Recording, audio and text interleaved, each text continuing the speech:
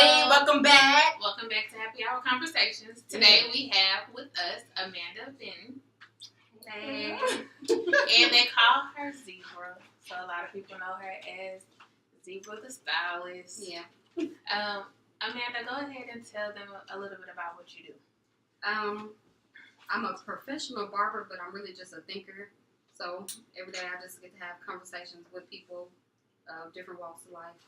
Now you've been doing barbering for a long If time. you really Look, want I'm to be honest, Look, was it before HSU? Just let me know that. I've been bootlegging since '96. Oh, Yes, I started doing hair in '96. You braided my hair one time.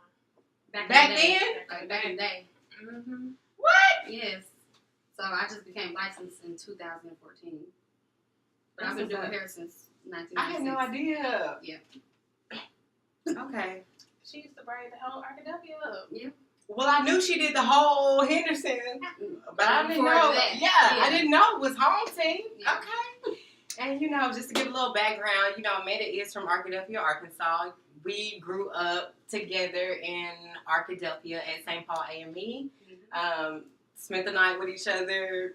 Our mamas Heads. both got on all of our heads together. I mean, we basically been knowing each other our whole life. So thank you so much for coming and, choosing Happy Hour Conversations to, expose your thoughts and all of that there. I appreciate that. Thanks for having me. Yeah.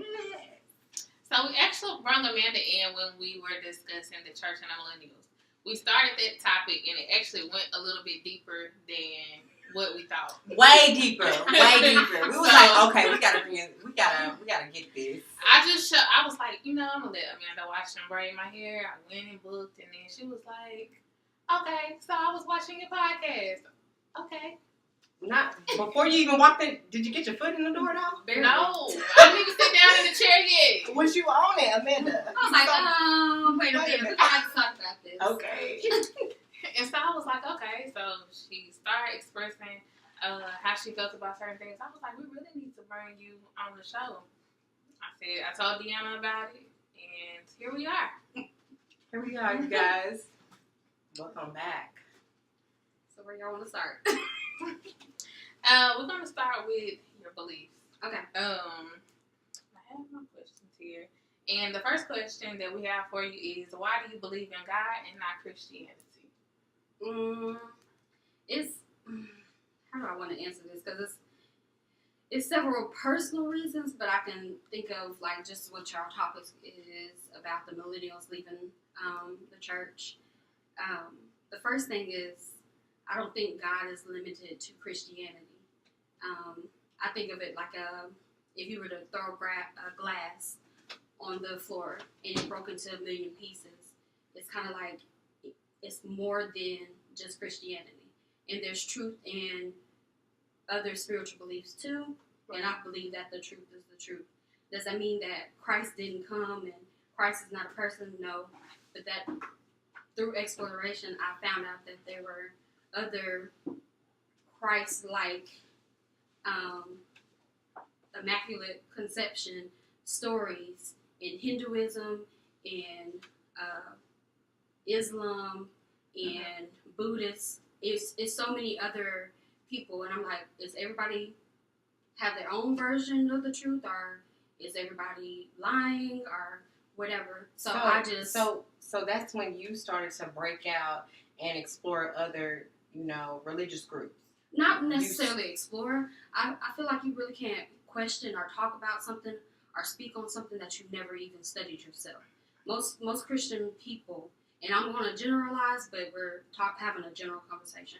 Yeah. Most Christian people don't even study the Bible enough to know about Christianity. So how could you talk bad about somebody else's religion and you don't know anything about it? You're right. But most people don't study the Bible at all.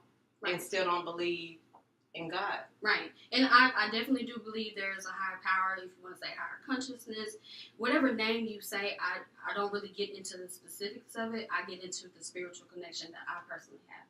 So I don't get caught up on denominations. I don't get caught up on what corner we claiming, because I feel like it's corner claiming and set claiming. Like, I don't get caught up on that. Different. It's so many you have different your denominations. A&B, you have your Baptist, You have your Church of God, you have the Church of God in Christ. So if I was a non-believer, if I was raised as a non-believer or somebody who didn't attend church, I walk into an environment where I see even Christian people can't get along. So what am I supposed to do then? But because I was born into the type of church that we grew up in, so I had to ask myself, would I go to church if my parents didn't tell me to go to church? Like, would I be a believer if they weren't a believer? But that's the question. Yeah. Because I, felt myself, when I left my parents' home, left their rules and all that there, I didn't see myself going to church like I should have. But did you have a relationship with God? I did. And I don't think, to me, now this is just me, I don't really think God tripping on that. Like, I think you can be a believer and not necessarily have to be in church. Doesn't mean you don't fellowship. This technically is fellowship. If you quote scripture. It is, but God says you have to be present in the church home. What is the church? The church is the body of believers, not necessarily a building. And as long as you carry that with you, wherever you go, you can have church. So that's why I don't necessarily dabble into Christianity or stick with Christianity. I can go to a mosque and still be a believer of God and still be able to fellowship with people. I just feel like when you do that, you do it in the wrong way. I mean, what's wrong about doing what Jesus did? With petty pose. What's wrong about doing what Jesus did? No, I'm just, maybe they don't believe and maybe they don't get the message out like they want to. Maybe they know more about Christianity than even some Christian people do. Or maybe they embody what we think is limited to Christianity and it's not. I understand. Now that part, I do understand because I believe it can go so far. But then when you're in the church and you have to get a message out, it's just real quick. You need to cover the bases. They don't get in depth like we really need to know the in depth. So it may be something that I'm missing. And, I feel like with that, it's left up to us. You can't just go to church and think that they're going to tell you everything that you need to know, or they're going to break the message down for you to understand. It's for you to go and study yourself and do your own research. And sometimes the only way to check that is by going with somebody who is a non-believer or doesn't believe what Christianity tells you to believe. Like when I have conversations with maybe even a Catholic friend or somebody who's just not a regular old degular schmegular Christian, we have more in-depth conversation. So I get a deeper understanding of even the Bible talking to non-Christian people, or maybe they challenge my beliefs in a way that requires me to go back and study and requires me to go back and dig deeper. So because, they don't necessarily, I don't know, maybe they have uncertainty or whatever. Does that give you maybe a right to tell them otherwise? Or even if they present something new to your ears? Because you're hearing stuff from all different, perspectives or whatever. So if you hear something from your ears, I mean, how are you gonna translate that? Yeah. The truth is the truth. But how am I okay, so you mean study the Bible first before I go back and forth with you and that individual on what's the truth? Because the truth is the Bible, right? Not necessarily. What you mean? The Bible was edited in the Council of Nicaea in 425, I think, AD. So there was parts that were edited. There was parts that were omitted. And there's books that regular Christians cannot access. At SMU Library, there is a part, that's where most people go to seminary school. A lot of people that I know have went to seminary school at SMU. Well, that's in Dallas. There's a part of the library that you cannot access if you don't have certain clearance, because some of the oldest books that are, Christian books are in that library. And I had a friend that came, he was like, the Bible been reread so many times. It has. And that's why he kind of feels the way that he feels. And, it's this version, that version. And each version is different. Yeah. It is. Each translation is different. If you speak a different language, the Hebrew language is more complicated than the English language. So what you're saying is the Bible is constantly getting edited for years and years and years for about and years 2000. until the future gets here. where everybody driving around in spaceships and don't nobody believe in God. That's not going to happen though. How do you see? That's that foresight. That's that discernment. That's that discernment. The truth is the truth. If I look at it, and this is how I got into like a deeper understanding of God. If I'm looking in a science book and I'm looking at covalent bonds and how electrons need to be paired up with different electrons, but there's some force holding that together. Mm-hmm. Who did that? Like, that's how my mind works. I don't care if I'm studying. Another Zion? I mean, what you mean? Like, I don't care if I'm studying science. I don't care if I'm studying English. I don't care if I'm studying Spanish. I don't care if I'm just walking outside. Everything to me is connected to God consciousness. I'm not limited to just what the Bible says. That's gonna go. My bad. It did, but you gotta bring it back. Okay, you want me to bring it back? Bring it back. Come on.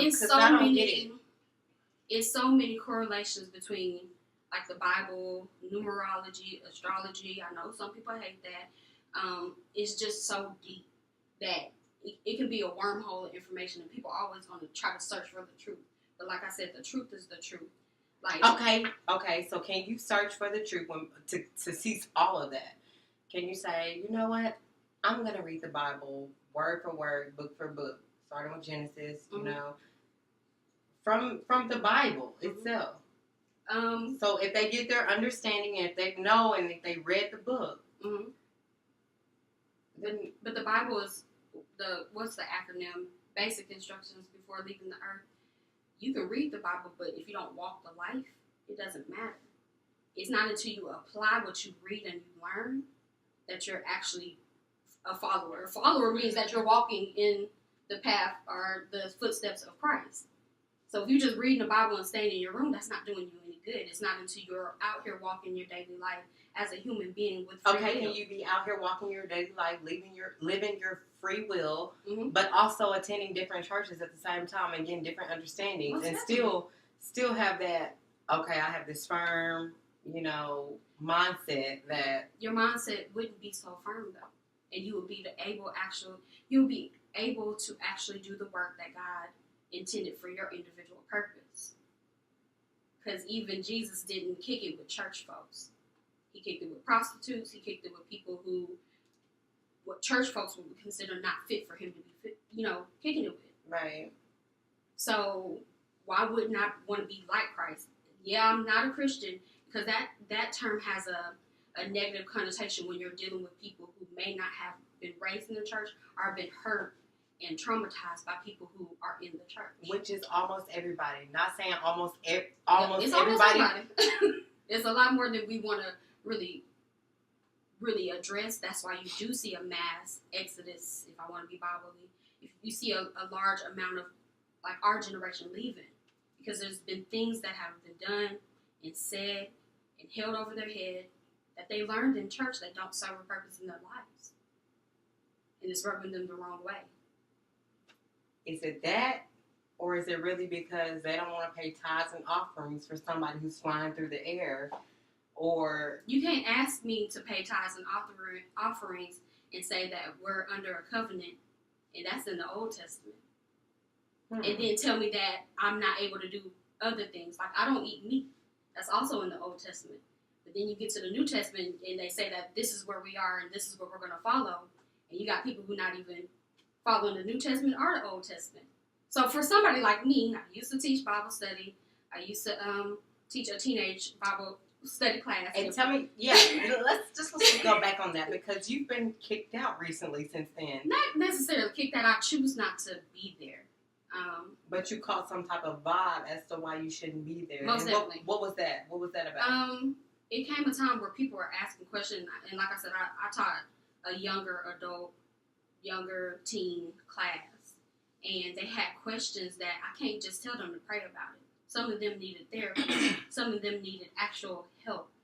And if we were just to continue to use the rhetoric that we grew up under, we were going to lose them. And that's what's happening now. Now those teenagers that used to be in my classes are adults. So go back to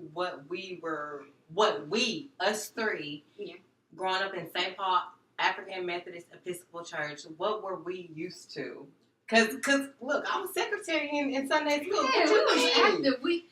The one thing that I love about growing up in the AME church, and I can never discredit them or say that I got this from somewhere else, is structure and the way to conduct business. And we were really groomed to be leaders of that kind of church. Yes. But most Christian churches are still under patriarchy, are very male dominated, and we're females. So there was a certain glass ceiling that we were going to reach if you wanted to be a pastor or if you wanted to explore more inside of the church. But we did get a lot of structure, and we were spoiled because our church was very close knit. We had a lot of young parents that were very active and involved. Like, we did potlucks at people's houses. Potlucks every third Sunday. Birthday parties. At the bottom. At the bottom of the church. Like, we were able to actually be a Christian body and actually be a family inside of our church. And I don't think that everybody gets that kind of experience, especially. And I think now that's what's been hard for me, trying to find a church. Mm-hmm. It's hard trying to find, because I look for what I had back home, and you don't get that. No. You kind of just get like the looks, okay, and it's not. It's very cliquey. It's very it's very different, and people don't know us. And like, if you from like, I was born into, how our church is set up. I was born in Oklahoma and moved to Arkansas. The people that's been seeing me since '84 know my face, know my name, know my parents. So it's a very comforting thing to go to another AME church. But when I tried to branch out, because I was teaching at a Baptist church in Arkadelphia, so like it wasn't the same kind of vibe, but they were more willing because that was Arkadelphia, that was my home. Then transferring to here is like, well, we don't really know you. Yeah. Because if you back home, if you want to sing in the choir, they'll let you sing in the choir. They'll let you do whatever it is that you want to do. You want to do a talent? You can do a talent on Sunday. But if you go to church up here, you can't get in the choir. Yeah. You can't usher. You can't do anything unless you are a member. A firm member. In choirs, you have to audition. It's just not the, you want to sing, you can sing. You want to be on the usher board, you can be on the usher board. And I'm not. So with that being said, do you think that eliminates people, the millennials, not even the millennials, younger generations, from getting involved in the church? And to a certain extent, because it becomes a clique, and they keep their clique tight, and they let certain people in. I'm just saying, I don't want to be a 2-year member of that church and not be able to sing in the choir. I mean, hey. Well, once you become a member, you can. It's when you're just attending. So visitors like to get involved too. What you mean? How do you bring somebody to visitors want to come from the outside looking in to get a good word and get a good sermon and get a good whole vibe. Mm-hmm. They may want to come back, but you're gonna restrict them. I mean, that's how it is. Apparently that's how it is. But is that the God's old way? School God's way? What would Jesus do way? It's been a lot going on since the last time we talked, so I won't dive too deep into everything. Church folks been cutting up though. The pastor just flew in the church. Flew! But I liked it because he was able to reach people and get his message out. I'm interested. But I went to a whole different side of that. I'm like, how y'all pay for that? How much did that cost? You got people paying their tithes. Not even what it went to. Not even that. I feel where you coming from, but at the same time, how I saw it was the first time I seen it. Okay, their church, it looks like it's youthful. It's very big, way bigger than some of the churches that we're used to. Did you look up the makeup of the church when you looked at the video? I did not. Group that you saw? I did not. I just seen a congregation, and I just seen him flying in. And I just seen him from the outside looking in. I just seen him trying to touch everybody individually to make sure that they got the word. But did you get the point? I couldn't hear him. Because I was laughing too hard. See, that's no, I was not laughing. He actually Don't do that. He did a follow-up message today. Yeah, he did a follow-up message today. And I'm going to check that out. What was the follow-up message? I message? haven't checked it out. But I'm going to check it out. Nobody? Okay. And he basically was just telling why he did that, and he wanted to deliver a message a different way so that people would understand. And he why? Said that he basically said, see what social media does. Yeah. And social media that posts circulated. It had like over 2-point-something million shares. Yeah. So he got his point across, and he was able to get it through social media, and I think that was his goal. Because part of the problem that we had was that bridging of the gap. We are that first generation of social media users straight out of high school and straight into college. And a lot of the older churches are not willing to incorporate technology into life. They're not as flexible as some of the churches that do stunts like that. And I'm put stunts in air quotes because I think he had good intentions. Look, but he did. Like, I was like, okay. Are the new churches even? Oh, I'm asking questions. Are the new churches even accessible to who they're trying to reach? Is it even appealing? And some people are like, why do I have to be appealing? I'm a church. I'm teaching God's word.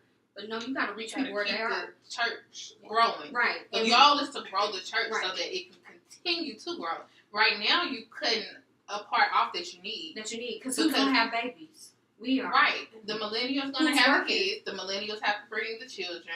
The millennials are working. But guess who's still on this earth? The older generation. The older generation isn't necessarily going to go for what y'all are doing right now. And so now you see why I had to explore a little bit more to get a deeper understanding. If I was just talking about, I just want to go to my church maybe on a Thursday night and sit and have dinner with my age group and be able to just have conversations like this. So do you think that it was a misunderstanding from the older generation's duties and due diligence to the African American community or churches that they attend?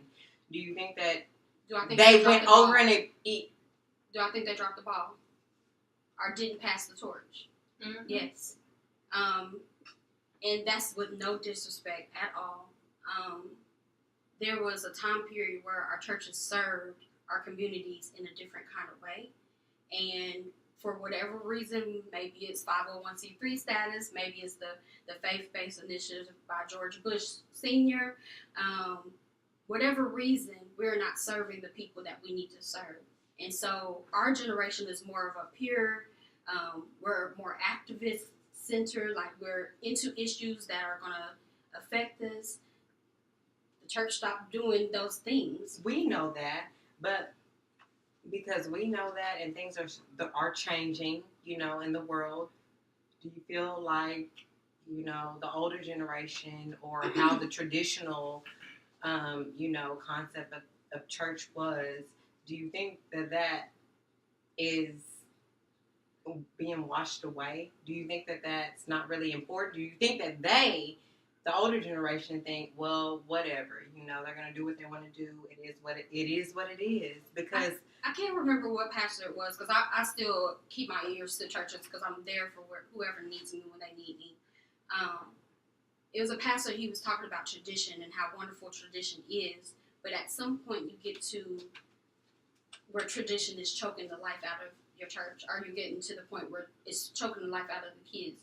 And you have to have a sit-down conversation about the new direction, new vision, and new motto for your church. Well, you have to be able to listen to the people that are going to grow the church. Right. Because eventually they're going to lead the church. Well, if we don't you're not to do catering to them, then they're going to fall out. But that goes back to our part one. The old folks need to get somewhere and sit down. But how can they? When they are, like, I'm going to be honest, because we were talking about this off camera. It's some things about me that are not consistent enough to be ready to step back into the church and serve, maybe. Or maybe it's some things that I need to explore so I can actually be a financial contributor to the church. Because that is important. And they cater to the people that contribute the most. Ooh, so whoever contributes the most is who they're going to cater to in the church. And that's a harsh reality as an adult because we're used to being in church in a childlike way where we didn't have to foot the bill for why the lights were on, if we could buy computers, if we could buy a church van to transport kids back and forth. We weren't doing that as kids, but now that I'm an adult and I sit on a advisory board for a church, I understand that there's finances that go right with that. And if they cannot trust us with our finances and trust us to be reliable and dependable, or we out here living our own life, living our best life, maybe we can't really serve the church like we even think we want to. What's the ratio? What's the ratio? Is it how many blacks and how many whites for you to come up with that? What that? Who are they? Is what I'm saying. Who are they? I was an advisor on the right for it was a multicultural church. It wasn't, but predominantly white. The financial contributors, most of them were predominantly white. And what? Okay. They wanted what? What did they want for their church? Yeah. What?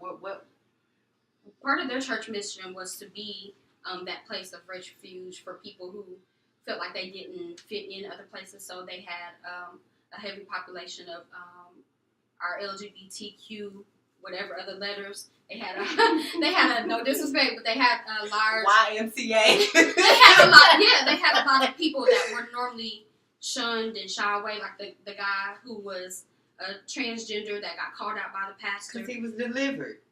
I mean, maybe he came to church because he's trying to battle something, and the church is supposed to be the place that you come to get the man that said it. He was delivered. No, not that one. The guy that just the video that just went viral about the pastor that felt like he was convicted to call out the guy that was sitting in the back of the church, and he stopped his whole entire sermon to call out that person. He was like, "You're not gonna come in here like that. You're not gonna come in." But me, as a believer of God and not necessarily a Christian, I was like, how do you know he's not at that breaking point to where he needs some guidance? Yeah. Yes, you can set a standard, but we like so much compassion. When you have the whole church congregation, not even the whole, when you have 2 or 3 leaders that come up and support you, like how do you get so, I'm not going to say depressed, but how do you get so far down to where you're like, I need help? Or... I mean, that's what the church is for, though. The place you come to get help was supposed to be the church. And I'm not, like I said, I went to a church that was pretty, pretty, I won't say radical, but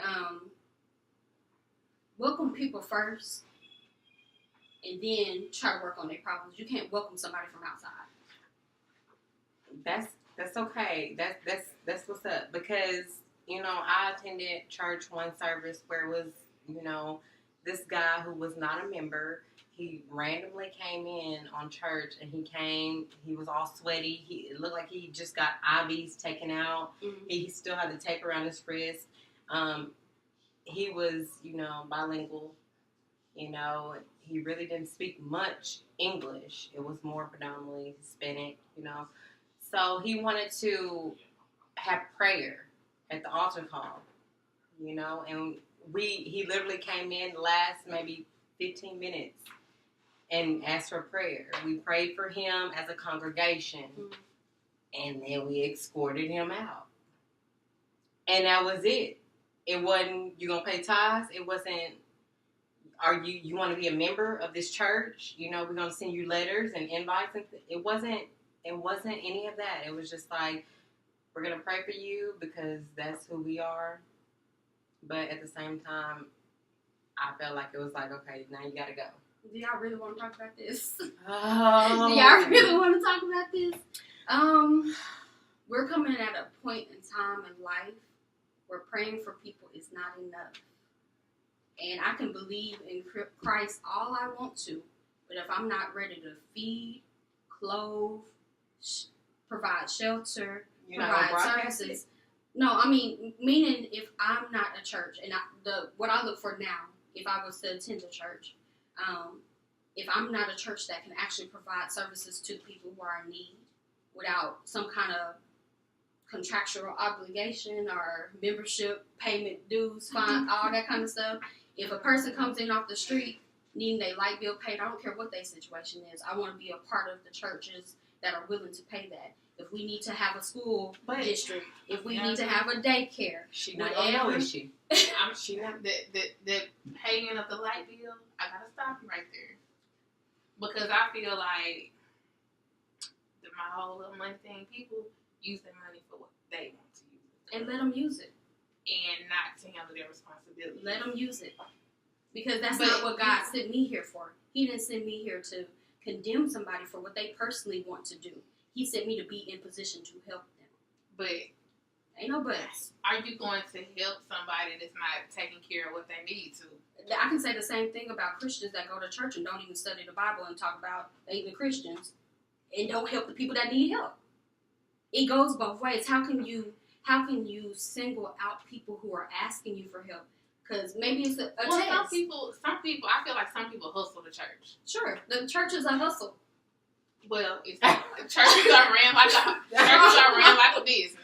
They are ran like a business, and I think that's when you're more interested and involved, you have to be ran like a business. No, it's a certain extent where you go to church and you're not feeling like you're in church. You still want the church feeling, not like, oh, I gotta pay this. You want the feeling, but you don't want the responsibility. This ain't a real relationship. Well, that's not a real relationship.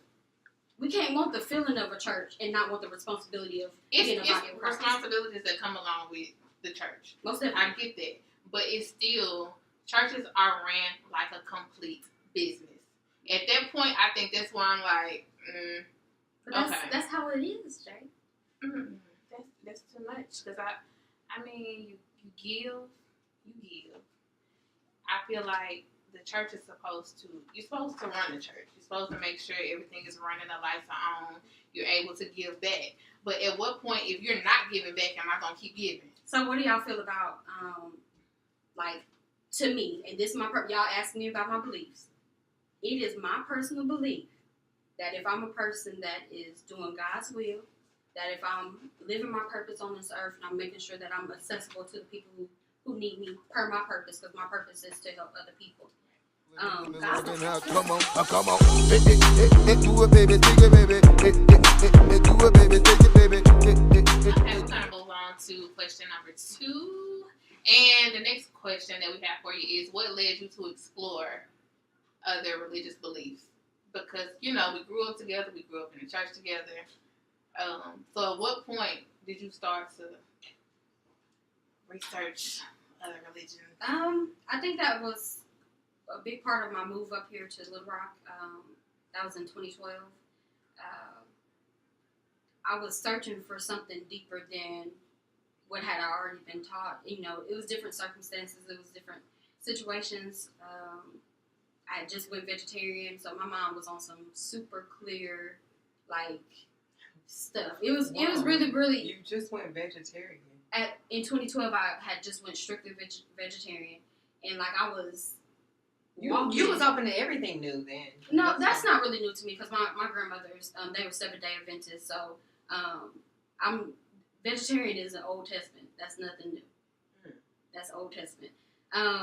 But for me, I was just walking around, getting signs from God, or I'd be like, God, which direction I should go? And I was walking on a path, and I saw a leaf, flutter up, and it was on a different side. Then I'm left-handed, so it was on a different side, and I was like, I had to pause. Okay, I was like, okay, what does that mean? So I started looking up dream interpretations, which is also biblical. I started looking up other things, numerology, because I was just getting so many different signs over and over and over again. So I just started diving deeper into the Bible, and once I started diving deeper into the Bible, it would lead me to other places. I would have to pull other resources. And I also met a person. He was at the Boys and Girls Club that I worked at here. He was Muslim. He was born into a Muslim household. He wasn't somebody who converted. He was born into a Muslim household. So he would ask me, why do I believe what I believe? And I couldn't really give him an answer. So I started asking God, why do you have me walking this journey? And so it just kind of opened up from there. And it was just a continuous, I thought I was going to read the full Bible, started reading Genesis, started seeing things. And I was like, okay, this is deeper than what I was taught.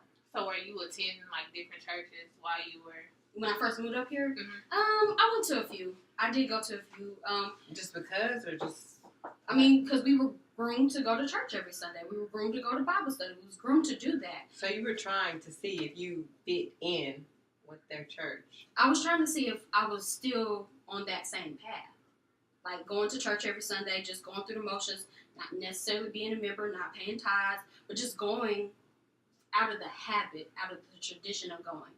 And something was pulling me no, you need to really, really get into this. Your own spiritual journey, not something that somebody else is going to talk. Most people go to church to get the pastor's opinion about what the Bible said and never pick up their own Bible. So I had to really start diving. She said that. We interviewed a pastor not too and he was just saying, you know, you got to do work on your own. You can't just depend on the pastor to get everything that you're looking for. You have to come with something. And even before I left my church, when I showed up to church, I'm not a big iPhone Bible user for one reason. Because I need to still tangibly touch my Bible and I need to highlight. I know you can do that on an app. But sometimes I can't do the app. The app sometimes causes confusion. It causes confusion because I can swipe over to Facebook real quick and see what's going on Facebook. And be distracted. So I really want to really intensively focus, so I have to get rid of that. And so I got back, we got our, you remember our graduation Bibles that we got? So I pulled out the name of the Bibles. Shout out to St. Paul. I pulled out my St. Paul graduation Bible. It's still the Bible that I use to this day. But I had to get other things, like a dictionary. Have you ever studied the Hebrew language? Have you ever studied Greek? Yeah. I had to study stuff. No, and I'm probably one of those people that hadn't studied enough. I haven't studied. I haven't studied, but I do know that, like, my dad has bought me books, and he has bought me encyclopedias and dictionaries for me to explore and look at that kind of stuff. Because he knows further, too. One of my favorite Christian books, and they just made it into a movie, but one of my favorite Christian books is The Shack. I kind of read it every couple of years, just to, like, we all have one of them Shack moments, and if you've ever read the book, everybody's had one of those Shack moments. And in the book, God is a black woman, and this was written by a white man. It was banned in a lot of predominantly white Christian churches, because in the book, God was a black woman. God chose to show his or herself as a black woman. And so I was like, if a Christian book would tell me that God is a black woman, I might need to explore a little bit more. So, and look it up for myself. So I just got a wormhole of information. It's a lifelong journey. I'm not going to be satisfied with being a baby in Christ, being born again, just being spoon fed. I have to dive deeper, and I have to be an adult, and I have to be mature about my walk with God. So what's the key word? Yeah, he'll cover the surface, but he's not gonna go into detail. Because it's not his spiritual journey. Like your spiritual journey is your spiritual journey.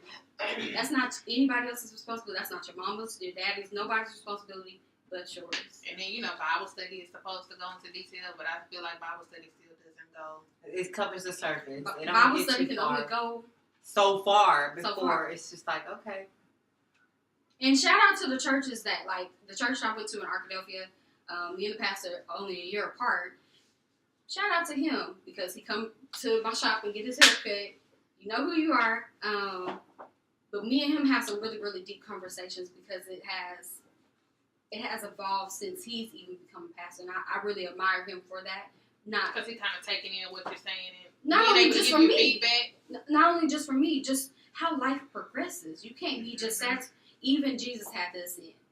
And I'm 33, or 34 now, but at 33, Jesus had to ascend to a different level. So who am I to be like, oh, I'm good, I've been going to church all my life, let me just stay at this level. If Jesus had to ascend, why wouldn't I?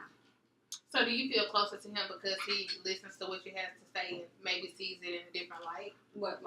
The pastor that I went to church with? I mean, we always going to be pretty close, because he's the same age as you. That's not only that, but because he's an actual teacher.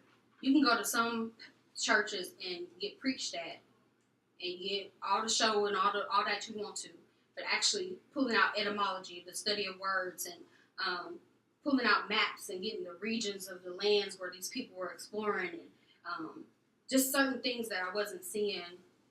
No shade to anybody, but I just wasn't seeing that from that perspective, and I wasn't even emotionally mature enough to study that way. So me and him will always be close, because, I mean, when you're on a certain spiritual journey, God will send you who you need. So, do you think that right now, do you attend church regularly? No, I do not, but, and I put the big but there, if a church calls me and they need me, I would not hesitate to serve as God sees fit. So and I know that sounds confusing, because... But you've had churches that have called you. I've served... Because you served as a Sunday school teacher. I've served as a church advisor, too.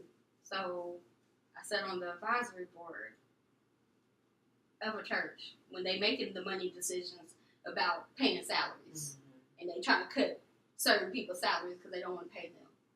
So at one point, did you feel like they, in a way, cut you from what they were trying to go towards? They asked me to become a member, and I cannot give that to them. Because you didn't believe in everything, or you thought that they were missing some things in that church that wasn't fulfilling? Yeah, I mean, that's not my... I can't do God's work in church. I know that's going to sound crazy, but I cannot sit in a church, talk about church, and then walk outside and people homeless out on the same stair steps. And we like, oh yeah, we got locked up now. Y'all can't come in, or we're not serving food today. Like, I can't do that. I got to be out and about. So no, I'm just saying, if you were given a platform and you needed some girls or some gentlemen or a mix to come in of all ages, what are you saying will be different than what they already teach in the church or in Sunday school? What am I saying? Of course, it would be real, but I mean, what would the difference be? Because you obviously have some type of restriction there. You're like, okay, no, I believe in this, but not, they're steering off somewhere.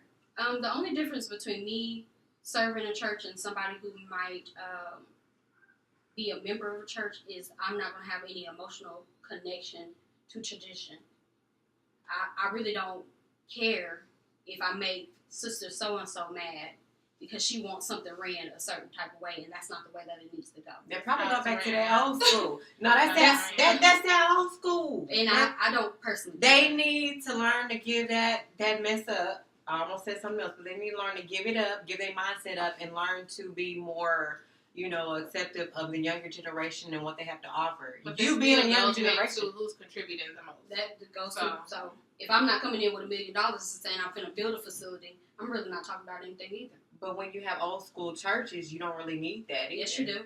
Every single predominantly white church that we had in our hometown has a basketball court. And I feel a certain type of way about that because the people that they serve do not look like the members of their church. I feel a certain type of way about that. If I go into a community or a neighborhood and all the little black boys have to have big brothers and big sisters who are not black, I feel a certain type of way about that. But if I'm not willing to either one, build the facilities that my home church needed, or give them the money and have them do it as I say, lay out in whatever grant that I give them, I'm not really talking about anything either. It go deeper than what we feel. It's a business aspect to it. It's a cultural aspect to it. You're right. So let me just ask you this, both of y'all, when do you cut business off from being real and the ground nitty gritty to the ground nitty gritty? Like, how do you cut business off? Yeah, like for real, because business gets look. Would you bring politics into the church home? Is it ever going to be separate?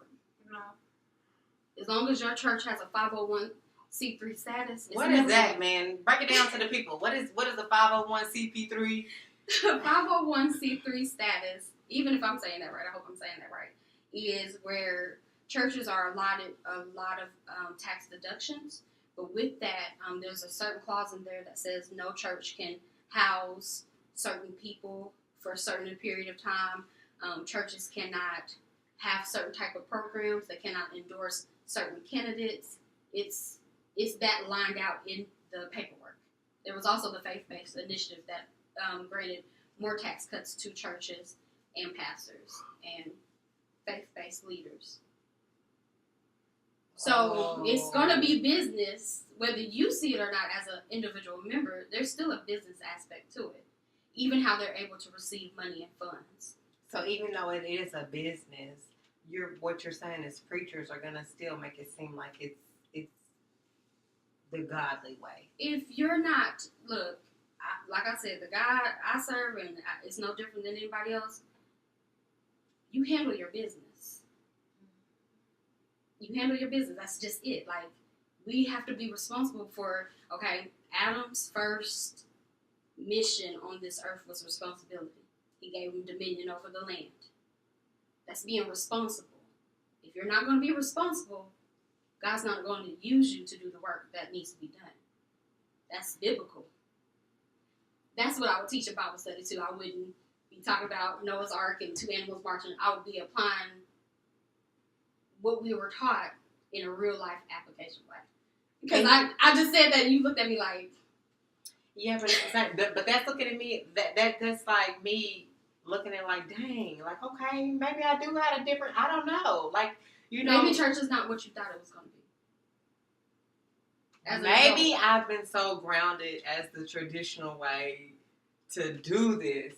Go there, turn right, offerings at this time. Yeah. Give this. And I don't know. I mean, I don't really. I'm not saying radical to anybody who is tied to tradition, because I can break tradition and still serve.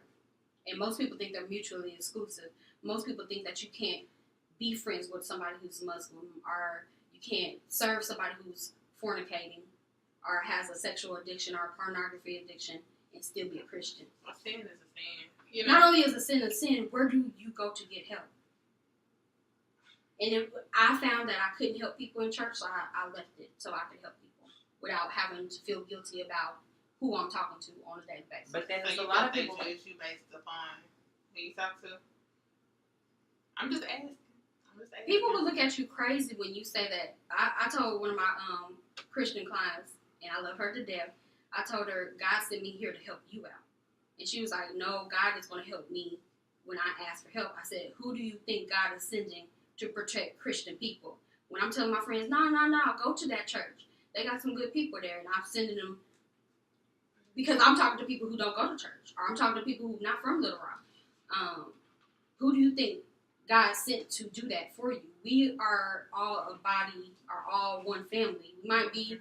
Some people who don't even understand that, they're going to say, look, what you mean? I woke up and it was lucky. I feel like it's like on a Wakanda vibe, we can be different tribes in one nation. We can really be here for different purposes. I don't necessarily have to be under the covenant that y'all under in order to do God's will. And I feel that same way about gay people too. I feel that same way about people who are quote unquote sinners. However you feel about it, I feel that everybody has a purpose and calling on their life. And everybody does. It's just a matter of them finding. But I can't attend church that doesn't allow people to find their purpose, and doesn't cultivate the people who are coming up behind them. So that's why I don't attend. Do you see yourself attending like in the future? Or becoming? It's a couple conditions on that. So, man, you would never come back to Sunday's church. I've Well, been me and to Jade and Ashton and Emery and everybody coming on good Sunday. I've been to Easter Sunday. You know how it is on Easter Sunday. Well, see, my family doesn't celebrate any holidays in Arkadelphia, but I've been to St. Paul since I stopped being a Christian. It just is confusing to people. They're like, I thought you weren't a Christian, but you got church. Yeah, I can sit in this building. It's a building. Like, I'll still go, but that doesn't mean that I'm going to follow certain doctrine, because it just conflicts with my mission. I feel like it's a lot of people like that. Yeah. Even with millennials, I feel like, oh, Mom, I mean, whatever. I'll get up and get dressed for church. I'll go. But I'm only going because you want me to go. So tradition. Church? You say you're only getting up because she wants you to go? Because you living in your mama's household, and she's saying you're going to have to get up and go to church. You didn't have an option. Exactly. So you always have an option. Not when you a kid. Not when you always have you didn't even have an option. Stop playing. I did have an option. Your mom. Because you can be somewhere, like, this is spiritual talk. You can be physically somewhere in a building. Remember there was a reason why kids can't sit at the back all the time. Because you're not actually in church. So that's why they kept us busy. Because we were actually in church, involved in church. Now you'll see it where kids are not actually involved in the church service that they attend. Because they texting or there's something. So you can be physically somewhere, not mentally. Right. But they can be doing that in the choir stand. What you mean? Like, yeah, that's what you go back then. Like, so what I'm saying is, like, you always have a choice what you do. And I don't want to serve a God that takes away my choices. Because that's not God. That's not God. That's man's interpretation of God, that you can't do this, you can't do that. or you can't go to church on this day, or you have to go to church on that day. Who said church was limited to a day? Who said church was limited It's to a not. day? That's why they have That's why they have Wednesdays. See, here you go. But what if you're in Walmart and somebody like, man, I'm really going through it? Are you going to say, okay, I will talk to you about what you're going through on Sunday? Are you going to minister to that person right then and there? No, what I would do is I would talk to that person briefly in the store because I don't like being That's church. all day in the store. That's church. I would talk to that person, but at the same time, I would also say, you know what? Better yet, what are you doing Sunday? Or what are you doing Wednesday? What if they Let me pick you up on Can we go Wednesday. deep? Can we go deep? Oh, Can we go deep? deep. Go deep, Amanda. Okay, What so I think God is a very funny God, awesome God. I think that like the Aretha Franklin funeral situation where Ariana Grande was basically getting molested in front of everybody. What if a person has been molested? I mean, I'm being serious. What if a person has been molested in a church or by a pastor and they don't feel comfortable going back into that building? What if you don't know if you're going to be molested, or what if you don't know you're going to be killed that day and end up welcoming somebody in and you are killed or something negative happens? You can't answer a question with a question. But I'm saying there has been so many situations that have been uncovered, and the church has been instrumental in hurting a lot of people. So in order to hurting, physically hurting. So if I was to try to win somebody over in the name of Christ, because that's what you're supposed to do, if I was supposed to win somebody over, inviting them to church wouldn't be my first step. Maybe building community, having dinner with them outside of church, building rapport with them. Because taking them straight to church, the place where their pain was, might deter them even more. But if I help, because you might take them to a different church that they don't see. Nah, don't do that. Because if somebody was to take you on a first date and then be like, let's go home. Everybody's not the same, No. Amanda. Okay, so how could you say that about a person coming to church? Everybody's not the same. So you cannot use the same rhetoric to try to win over new people. You can't even keep your millennials that grew up in church. So how are you going to win over people who are non-believers? It's not like they're trying to win over new people, you know. What is the purpose of being a Christian then?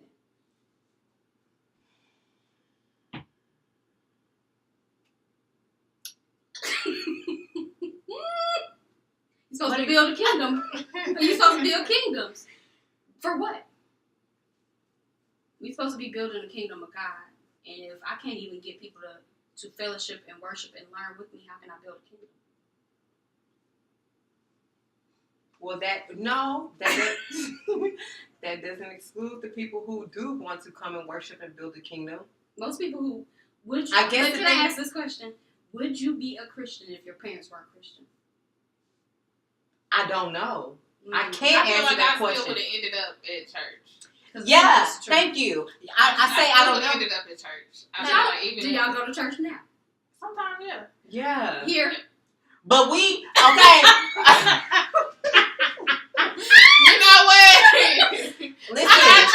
When I travel, I do go. I go to different churches. But the churches that I've been to here, I just ain't got. I haven't gotten a good vibe. And why don't you get a good vibe? Because it's a nigga rig. No, it's not. It's clique. It's like a clique. So you and everybody just kind of looking like you mean? Like you don't belong there. So you basically saying the same thing I'm saying to her. There's not the spirit or the embodiment of God when you enter a church building. Because everybody's still trying to figure it out. You still have young millennials. You still have the younger generation who are attending church, who are attending college outside of their hometown that wants to come, let's go to church. Even if they have their babes, even if they have their new boos, who may believe in God, who may, on a regular back at their home, go to church. Hey, babe, you want to go to church? Yeah, I want to go to church. Whatever it is. What's you the, still have what's to come. The biggest day? What's the biggest day at St. Paul? What would you say? That people go to church? Mm-hmm. The biggest day that people attend. Greek Sunday. Greek Sunday. College day. If your church is not feeding the people that you need to attract, they're not going to come back. They're not going to come back. Who is it though? The millennials. Yes, but if you're not... Why aren't the millennials coming to church? Maybe the churches don't have avenues for them. So it needs to be the... I think it's content. Because for me, it's the content. Because I don't feel like I'm getting what I need to hear, or I don't feel like I can relate to what. But what if you're not even spiritually mature for God to even give you that message? But I wasn't. But you don't even know if you spiritually mature. You Who won't know knows? before. Spiritual maturity. Because you read a chapter before me, No. a chapter or two, maybe the whole Bible. All right, See, like, forget it. This is The why whole Bible. This is why I love the life of Jesus. This is why I love studying Jesus as a person, because he was a person that was sent from above. So, however you want to say that. But why I like studying him, because he was spiritually mature before he was ever age mature. He was already serving in the church at the age of 12. He wasn't even supposed to be doing that because Jewish custom, he was supposed to be an adult, about 30, 40, before he ever stepped foot to teach. So you're waiting on somebody to fill a gap that we need to fill. So I can't really blame the church all the time, and that's why I'm still open to go back and forth as I need to and as God calls me to. But if the millennials don't have a space where they fit and they belong, they won't be there. So what you mean is, because I'm leaving. If I So- don't feel like I belong, or I don't feel like it's a place for me, Right. so the Why am I older here? generation mixed in with the new millennials who are preachers and some, because you know a lot of preachers who are your age. Mm. You feel that they need to come in with a different type of Agenda. swag to their persona, something that's going to bring in the younger generation or the millennials more of like our age to the church homes. Do you feel like I think you need to, it's going to be on an individual church basis, but like I can just speak for Little Rock because that's where I'm going to choose to live. Here we need other avenues to serve besides just on Sunday. People are starving. People are homeless. don't say just on Sundays because you got Wednesdays. Wednesday is not. There's 7 days in a week. So you saying that we need more of Christ? We need like after school programs. We need computer labs. We need places. The crime rate in Boys and Little Girls Rock- Club. How The Boys many and Girls people Club with is the church? a corporation or a nonprofit organization that serves their set demographic. There's So you- 193,000 people in the city of Little Rock. The Boys and Girls Club cannot serve everybody in every neighborhood. Next to almost every single Boys and Girls Club, they're in the areas that serve people that are brown and in other places too. But in Little Rock, those are surrounded by black churches too. So you saying either the And black the Boys and Girls Club closes at 6:30. So what happens when your mama don't get off work till 11? So what you're saying? Call somebody to come pick your kid up. Or they just have to be But- on the and street. they- So basically, what y'all are saying is we need more Boys and Girls Clubs, and I ain't even gonna say Boys and Girls. I'm not even gonna say Boys and Girls. So based on like the church, Right, the church, them being able to go to the church versus the Boys and Girls Club. right, The church right. But you can't just necessarily say church because when you bring in church, people are gonna stray away from that. You need a real club, not the Boys and Girls Club. You need a real club, a real life club Mhm. of what it is based off. What if the you're need is. what it is, yeah. You've been turned away because sometimes you may bring up what age you having sex. That may turn you away, or that may turn some people away. They may not want a certain group or a certain church to, invest in you or bring you back into whatever they have going. So, what you saying is we just need to open up like if the churches work together and come together. black Yeah. churches. Yeah. We're gonna. I I can only speak on my demographic because that's the people that I'm sent to serve. Well, if yeah. everybody came together, then you'll have more things for the kids to do. Kids can go here after school. You can But do an not only after for school kids. program. I You can really, do something, I really feel like, especially with like conversations we've had in life, just how life is going. I don't remember taking a dating or a compatibility or a marriage class at church. No, but I also remember taking a sex ed class in the 7th, 6th grade But that was at in the school. library at school. But- They don't have that no more. But if we're gonna be, I feel like what you're teaching now, what you would teach the kids in Sunday school, Mhm. is what they should have learned in sex ed. My thing is, if we're gonna be a deciding factor of morals and a moral compass for people, let's go ahead and make a stand and offer services to people who need them. I might not want to have sex, or I want to abstain in my adult life, but there's might be somebody who's struggling with that, or they were traumatized at an early age, so they don't know why they do what they do. Do we even have counselors in our church? A pastor can't do it all. We don't have counselors in church. You know what? That might be a thing. We have counselors in schools, but we do not have counselors in church. Why is that? Because y'all can't afford them. The average counseling session is $50 to $100 an hour. Who you gonna pay to be there? Oh, you mean certified counselors? Oh yeah, because I'm not a professional. Because I get what you're saying. Like the people in the church, if they need help, who can they talk to? And you who can they cannot. go to? What we're doing is putting on a responsibility on the pastor. So people be always confused because they're like, "Are you a Christian? Could you be sold for church?" We're putting all the responsibility on the pastors to fix what we need to be doing. Because I have an individual calling on my life. And you know what, Amanda? Let me go ahead and say this. Like when I come to get my hair done, you know, I leave like, let me go on Google. Let me Google some stuff real quick. Because I feel like, okay, Amanda done overloaded me today. Let me go on Google real quick. Let me look it up. Because the last time we talked about the John Gray incident, so after I had already talked about it prior to it. My pastor came in and got his haircut right after you left. Yes. We all got to talk about it. Everybody. The whole day. 8 hours. And I'm like, you know, Amanda's a whole experience when you go over there. It's a whole experience. I can't get my hair done, but I need she's talking to you. She's putting that knowledge on you. You gotta go on Google when you leave. Like, wait, y'all got Wi-Fi? Let me read that real quick. But to answer your question, we need more services in the church, but that will call people in the church to actually do the work. And if you don't know what your individual gift is, you don't know what your individual purpose is, it's kind of hard for you to serve. All right, bet. So let's go back. It's a lot of people. I'm 29 years old.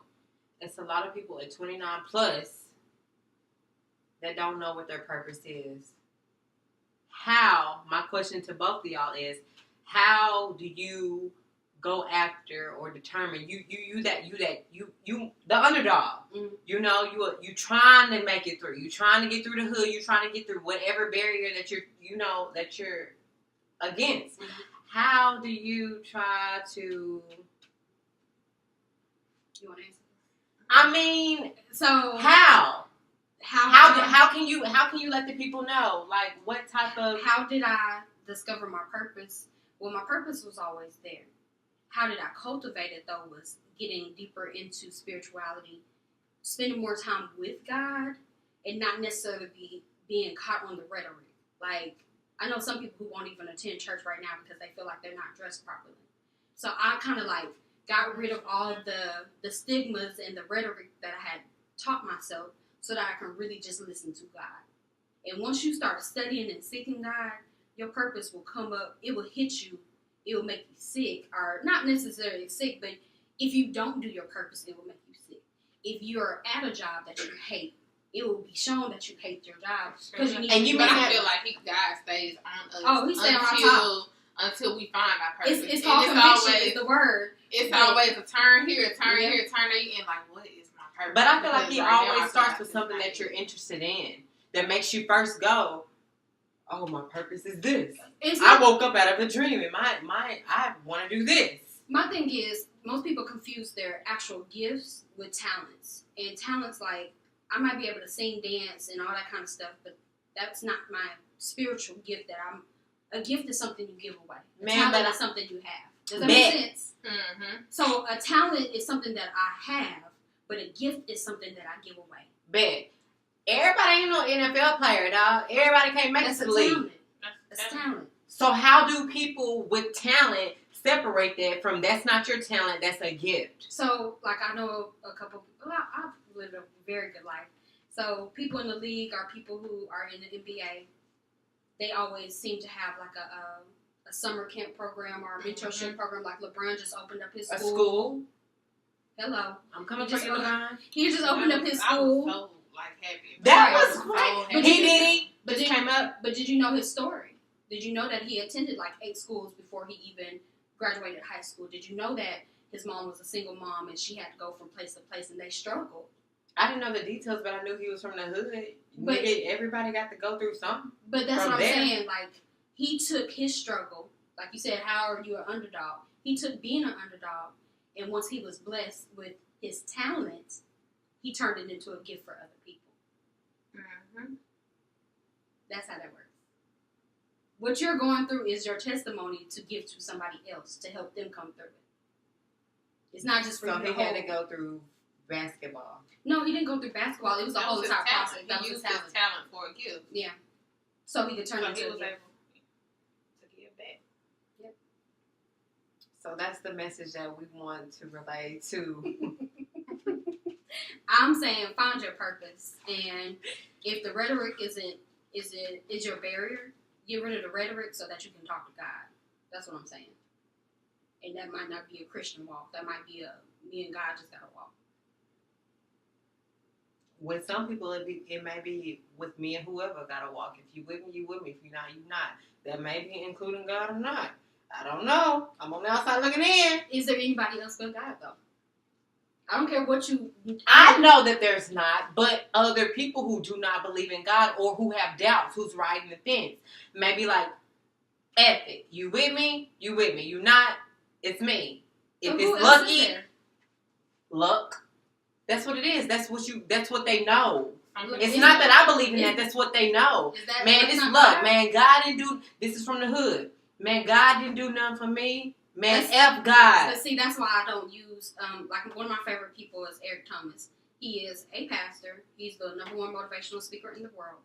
But he is able to convey a message without even using God or Jesus. And some people don't believe that you should do that. But what I like about him is he appeals to everybody. That, like you say, I have you. Every time I listen to him speak, I'll be like, dang, let me go read this real quick. Let me go research this quick. The truth is the truth. You can call it luck. Okay, you blessed. But what I think people who have suffered are saying is there a God when there is so much suffering happens simultaneously? And if I'm not able to give them real life examples of where suffering was beneficial, because I have to separate suffering from discipline. I don't want to ever discipline my child, and I'm gonna tell you why. Suffering means extreme pain, maybe outside conditions. Discipline is the uncomfortableness of growth, to me. So I see a lot of people who don't want to leave an old way of life because it's uncomfortable. To be a Christian, I have to be disciplined. To be a believer, I have to be disciplined because there's certain things I'm not going to indulge in once I make that decision. So you have that straddle on the fence because if I leave this old way, I'm going to have to suffer because Jesus had to suffer. I'm going to have to be, and I don't like to say suffer, I'm going to have to be disciplined in my life. That's 100% correct. But it's also a lot of people who agree with you, but still don't use that God and saying, I don't know who they praying to. I don't know what they praying to. It doesn't matter. What Doesn't you matter. mean? Doesn't Yeah, matter. it do matter. And I the believe reason God. the reason I say doesn't matter, if I pray to Yahweh, I'm not about to pray to Judah. Like who? I mean that's one of Jesus has many names, and so there was a part in the Bible where they were like, "Are you John the Baptist? Are you who are you?" And he was like, "I am who you say I am." That's in the that's Bible. what Eminem said. No, that's in the Bible. Girl, I ain't hear that. You ain't never read that before? Eminem said that I am whatever you say I am. Because if I wasn't, then why would I say I am? Jesus said that. Jesus said that right before he got crucified. I am who you say I am. So to me, I don't get caught up in that. I get caught up in, do you have a spiritual connection to your overall creator?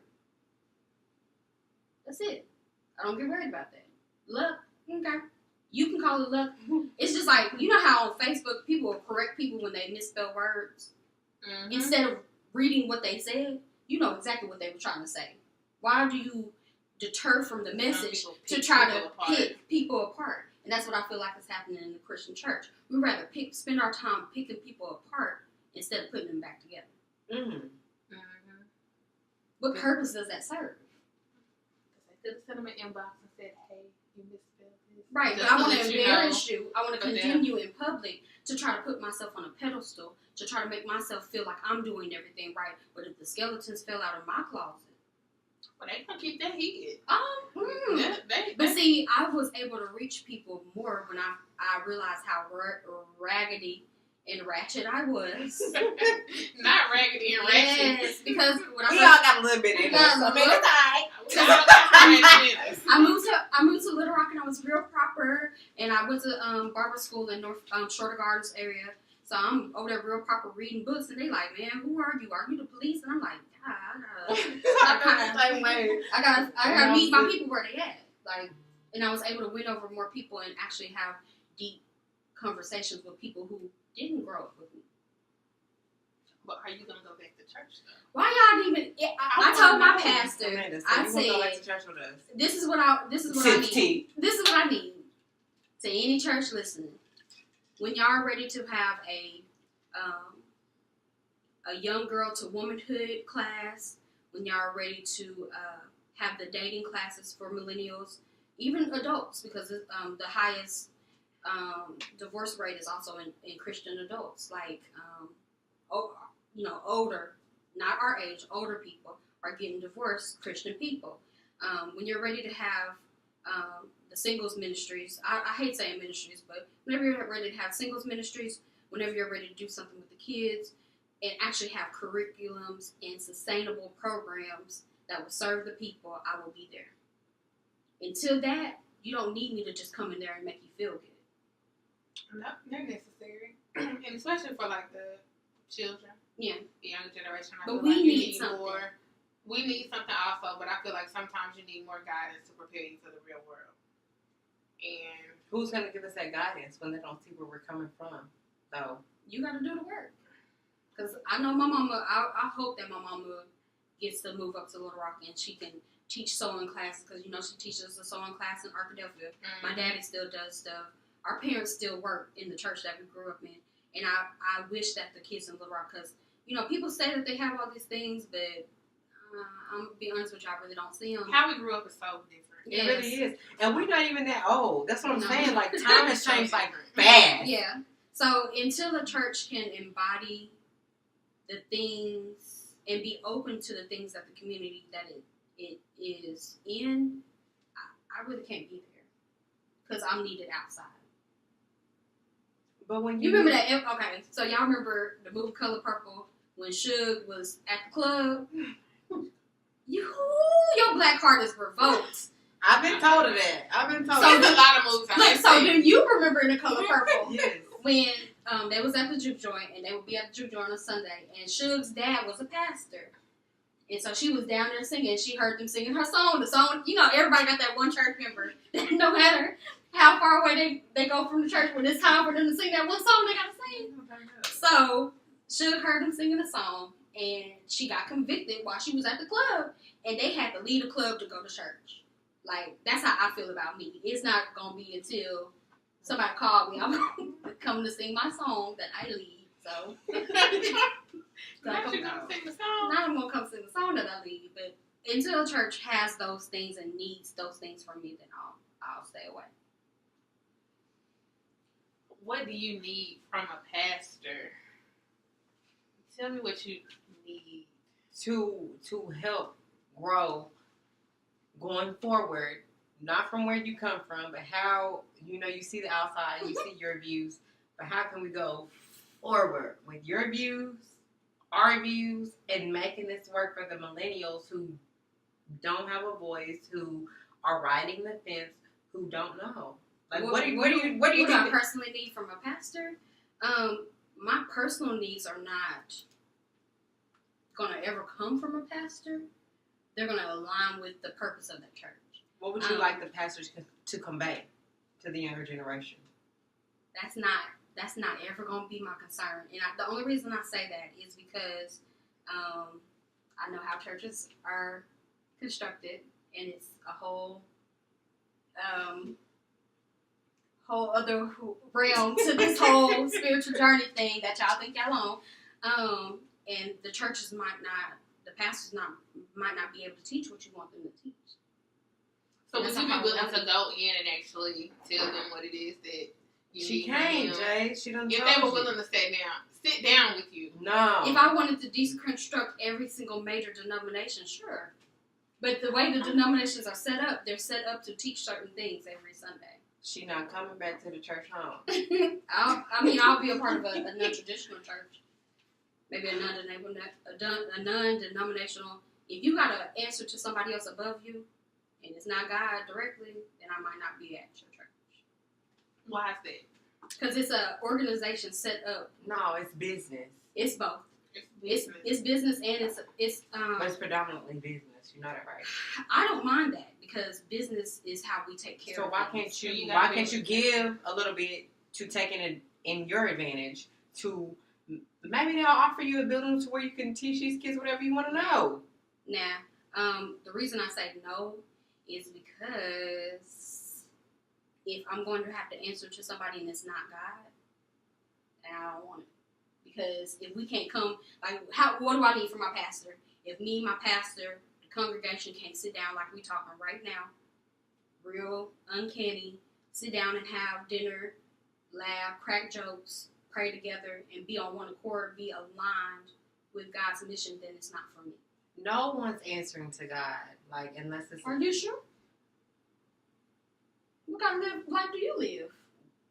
Every move that I make is with the consult of God. I can't move without God. Like, and I think that confuses people because I'm not a Christian. Some people, she's not a Christian. Well, yeah, you may not be a Christian, but you still believe in God. I'm a vegetarian. I can't even eat a salad right now without being like, God, please don't let this happen, E. coli. Like, it's that deep right now. Because my main diet is on recall. Like, I might get sick trying to just be a vegetarian right now. So I have to operate underneath the discernment of God. Everything. Well, I didn't necessarily mean, like, you don't answer to God, in that way. Yes, you do. But that's because that's what kind of spiritual walk I'm on.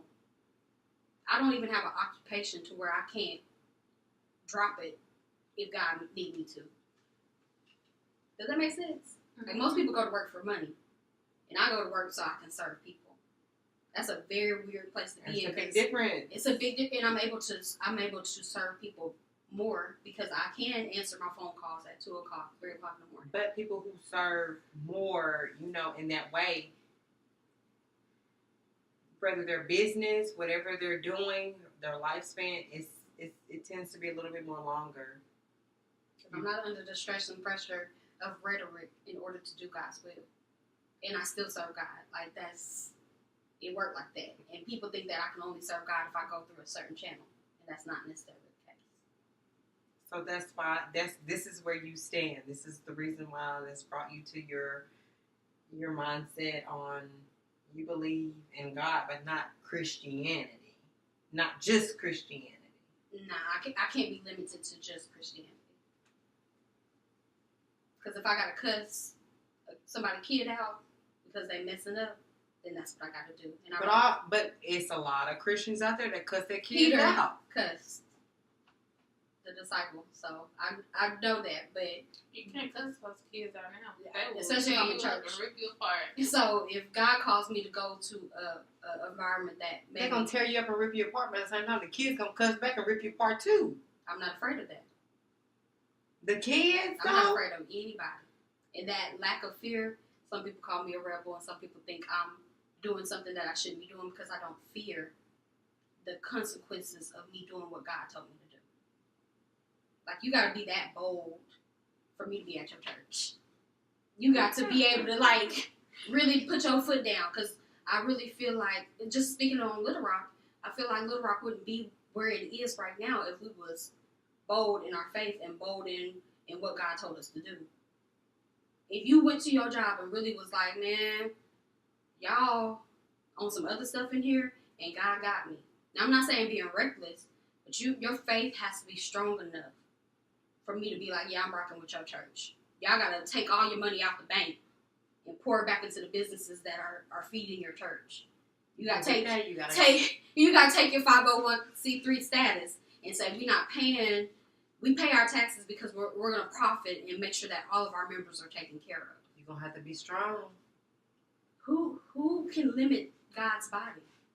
Who can limit the people who follow God, though?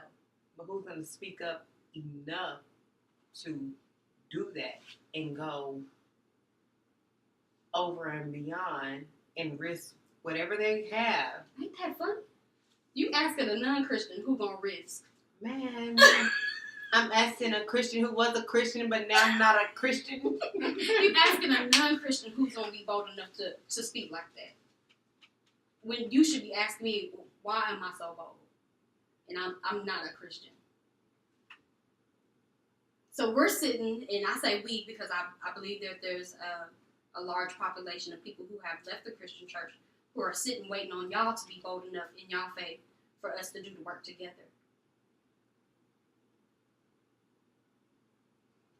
So how do we do the work together, Amanda? Tell us. When y'all ready. Because y'all non-faith doesn't match with people who got faith enough to stand outside of the system. It's going to lead into politics.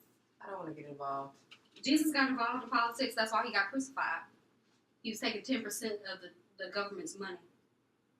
But, that's why we need to... So, if you study the Bible... you got to get into the Bible. Look, because I'm shopping like...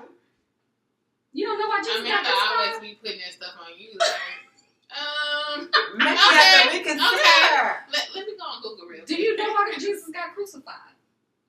Same reason Malcolm X got killed. For mobilizing poor people and organizing them in a way that would change the culture of the world.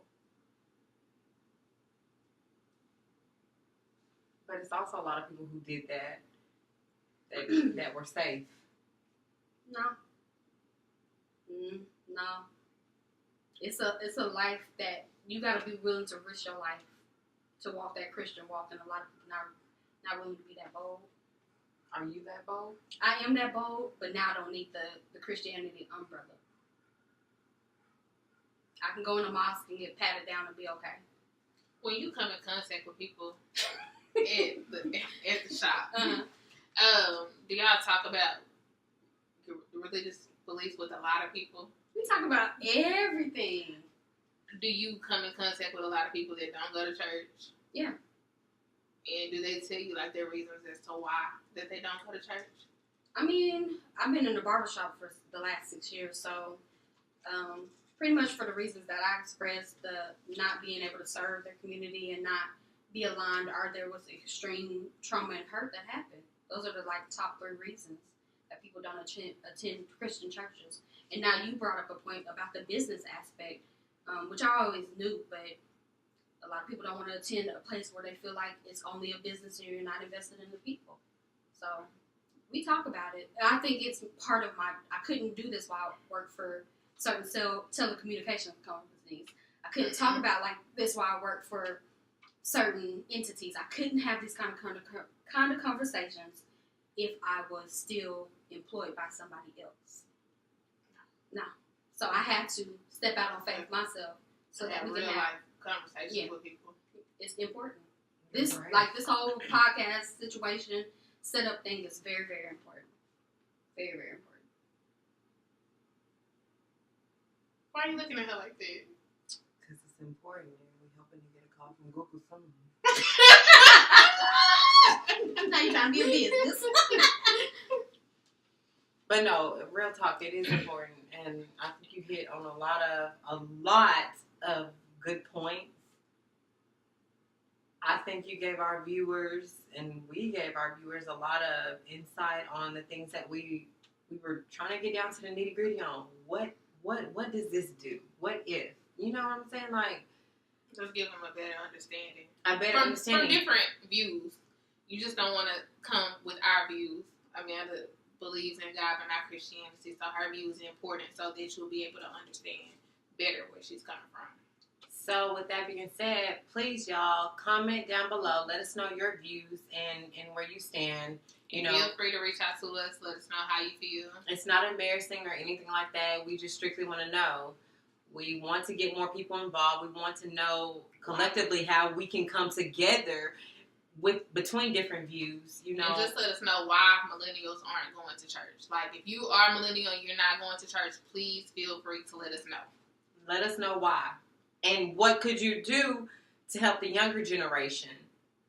You know, their views may be different from your views, even if you believe in God, even if you don't. Millennials are definitely needed in order to continue with everything evolving. Without the millennials, you really don't have nothing, and everything's going to die off. Yeah.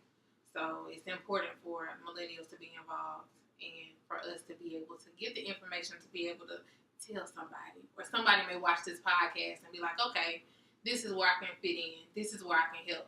So definitely comment and let us know. And then I almost forgot, like, I was so involved in talking, we almost forgot the drink of the day. I've been sipping. Look, my glass is almost. Amanda's so Got you down. know. She was talking. Watered She down. came prepared. She was ready to go. But you know, the drink of the day. Let's just go back to the drink of the day. What we're drinking on right now is the Drama Calmer.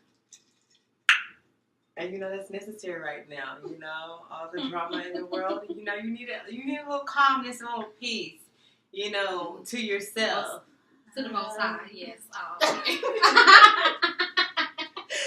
But what's in this drink is we have Barefoot Moscato.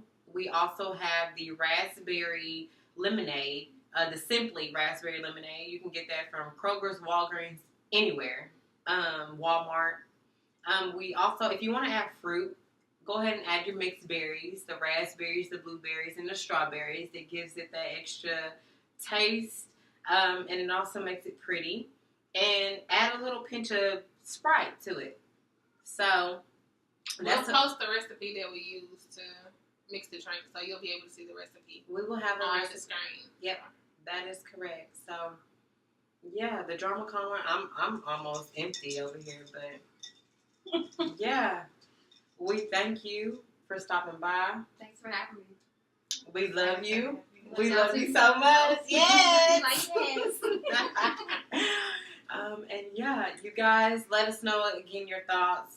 Comment, and stay tuned. Subscribe and like and share to Happy Hour Conversations. Thank you so much, Amanda, for attending. Bye, y'all. Bye.